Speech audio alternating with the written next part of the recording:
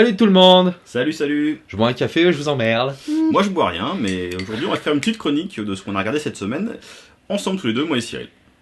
Alors, pas ensemble, mais on l'a regardé tous les deux. dans la vraie vie, on est ensemble, mais il faut pas le dire. Alors, nous c'est Black Sails, qui veut dire la voile noire en anglais. C'est une série de pirates, qui est très rare sur le domaine. On a une petite saison de série de revival qui arrive, costume et épée, tout ça là. Ouais. On a notamment The Musketeer avec le Peter Capaldi, le nouveau docteur qui est arrivé. On vous en parlera prochainement. Abington aussi qui a fait un gros succès avec les séries à costumes et puis toutes les Rome, Spartacus, etc. qui ont bien marché. Ouais, ça c'est pas quand tu regardes Spartacus, c'est pas les costumes qui ont coûté cher quoi.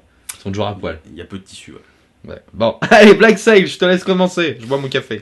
Alors donc Black Sail est une sorte de pirate qui est principalement autour du personnage de Long John Silver. Ce qui est très chiant pour le scénario, c'est mon avis. Voilà.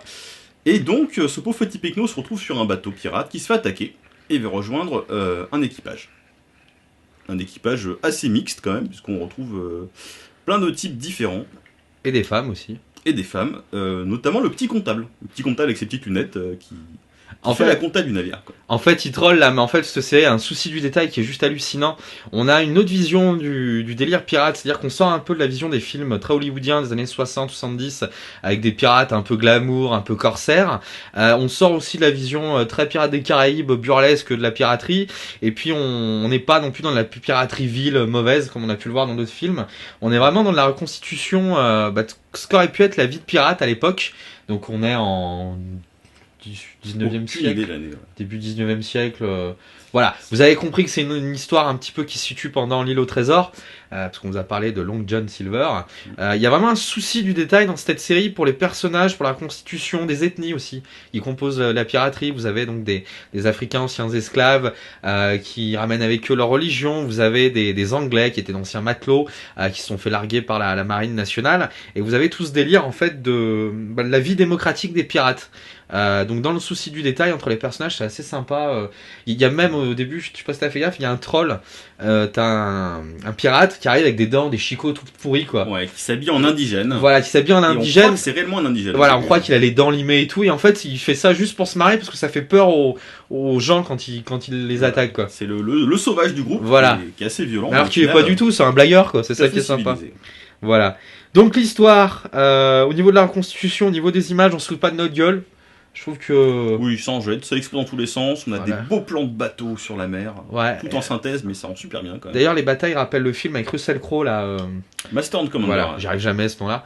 Il rappelle pas mal ce film-là, les batailles sont assez réalistes. On n'est pas dans le délire, je te balance des canons, tu m'en balances, ça dure à l'abordage. Non, ils ont même des canons qui tirent très très court. C'est une voilà, ouais. Du début, là, On sent que les mecs galéraient, quoi, à déjà survivre et pas mourir du scorbut. Donc c'est déjà pas mal. Il y a juste un souci un peu what the fuck, c'est que sur l'île, ils ont une île de pirates.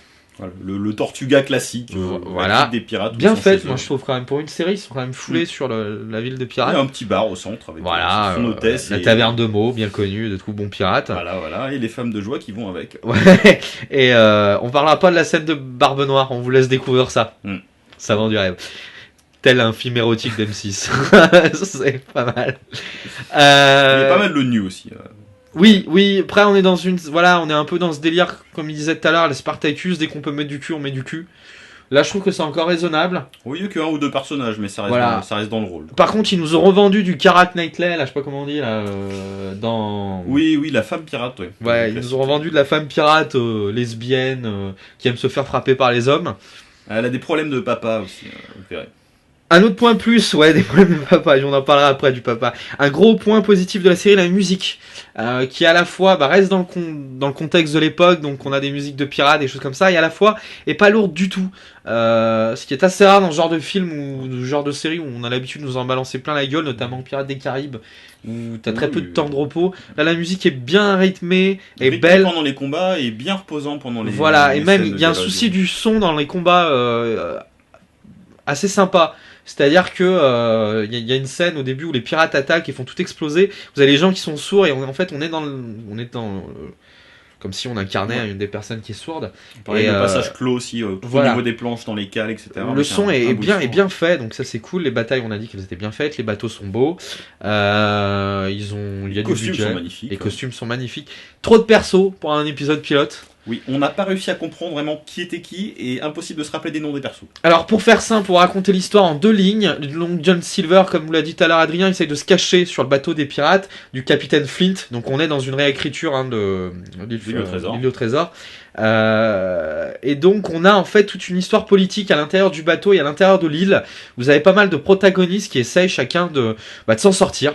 Voilà, le capitaine Flint essaye de choper le plus grand galion espagnol. Il essaye aussi de pas perdre son navire parce que il y a d'un côté une crise économique sur la vie de pirate et comment financer toutes leurs épreuves. Voilà. Et de l'autre, il y a la crise politique, vu que c'est un bateau qui est pas régi spécialement par un capitaine, c'est une sorte de démocratie pirate. Voilà. Où ils essayent de voter pour élire le nouveau capitaine. Et du coup, ça part vite en couille parce qu'on a on voit qu'il y a plein de personnages badass qui arrivent. On sent qu'il y a des personnages charismatiques qui sont prêts, qui vont être présents, mais on n'arrive pas à tout comprendre. Et c'est juste chiant pour un pilote, c'est ce que je disais sur ma première critique par exemple de Tomorrow People, c'est que c'est rafraîchissant d'avoir des histoires simples, et là tu sens tout de suite que t'es dans un truc qui va te mélanger à la fois Spartacus et Scandale par exemple. Au niveau des intrigues politiques, avec la marine britannique, les services secrets, les contrebandiers, les resellers, il y a d'autres capitaines aussi qui ont une idée derrière la tête, et puis, alors, moi c'est mon avis, on n'était pas d'accord avec Adrien, le personnage Long John Silver ne sert à rien. C'est-à-dire qu'il même pas un élément comique quoi. On sent qu'ils réécrivent le truc, qu'ils devaient le placer pour le moment. On sent qu'il va devenir un personnage important, mais sur l'épisode pilote, mais qu'on s'en battrait les couilles quoi. Il serait pas là, ce serait pareil. Au niveau du style, autant sur l'acteur que sur le rôle, je pense que c'est un petit peu le Jon Snow de l'équivalent de Game of Thrones. Ouais, voilà. Donc un personnage principal, mais un des personnages principaux de toute la série. Donc là, on a vu que le pilote, et on sait pas vraiment dans quel sens l'intrigue va se développer, quoi. Donc bonne petite série. Moi perso, je sais pas si je la suivrai parce que c'est pas trop mon délire. Moi j'aime bien la côté pirate, et c'est assez rare au niveau série télé, donc je pense qu'on va regarder un petit peu la suite. Ouais, un gros plus pour le générique par contre. Si vous aimez les génériques à la Kingdom Hospital, à la 4400 ou encore à la Nip Tuck, il est magnifique le générique. Ouais. Avec du texte, des fondus, des effets de transition. C'est beau. Voilà. Bon bah c'est tout pour nous aujourd'hui. Je vais finir mon café qui a refroidi.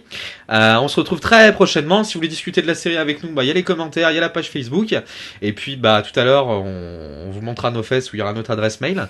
Et à partir de là, nous, il nous reste plus qu'à vous souhaiter une bonne procrastination en paix. Et puis à bientôt. Ciao. Au revoir.